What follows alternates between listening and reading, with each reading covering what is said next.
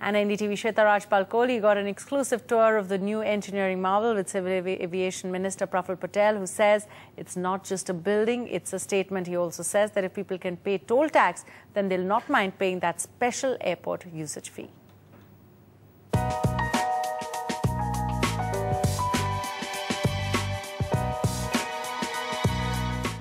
The sheer size and scale of this terminal, that's almost daunting. The size of it perhaps bigger than Mumbai, Hyderabad, Bangalore, the new terminals all put together. We're talking about 78 aerobridges departure gates. That's the highest at any site in the world. Tell us more about some of the records that this terminal will be setting.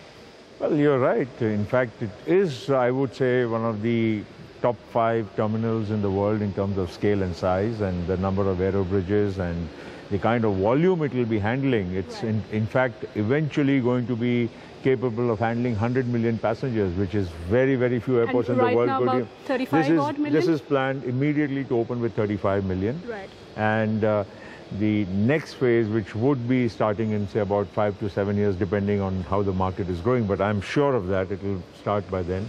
We will have a replica of this entire facility, what you have, a mirror image. These are just statements. You see, this is not something which is a big building which has been designed to look grand or something. I think this is also a reflection of what India has in store. It is a symbol of new India, of India's economic growth, clearly, and also the fact that this has come up in a record time of 37 months. Has that taken you by surprise as well? Well, I think most people keep wondering whether infrastructure projects in India will ever come up in time. Right. And that has been, I would say, one of our biggest woes. Right. But this airport, as you rightly said, 37 months, Hyderabad, Bangalore, all built within the specified time frames, are, I think, a demonstration that we can do, and capable of implementing big projects. What worries some people is the cost overrun, the profitability of the aviation sector overall and airports in particular. Your thoughts on the fact that the estimated cost of this terminal has been way more than what was initially estimated? Well, I think you're right to an extent that the costs have gone up. We have been able to bring a new dimension, you see, in airport infrastructure. I'm not trying to say that costs should not be contained, and of course they should be. At the end of the day, these are all commercial projects, and we can't end up having financial disasters. But the fact is that in this particular case, we have, I think, reason to be satisfied.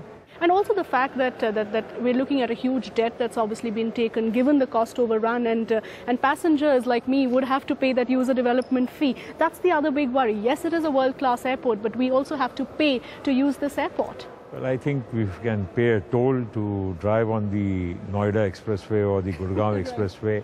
A reasonable tax or developmental fee to fly in and out of this airport, I think should be taken in the right spirit. So that toll tax or the user development fee, as it's called, will continue for some more years for passengers? Well, I think it is, something which is factored in the overall project cost, and it will have to be borne by the passenger to some extent.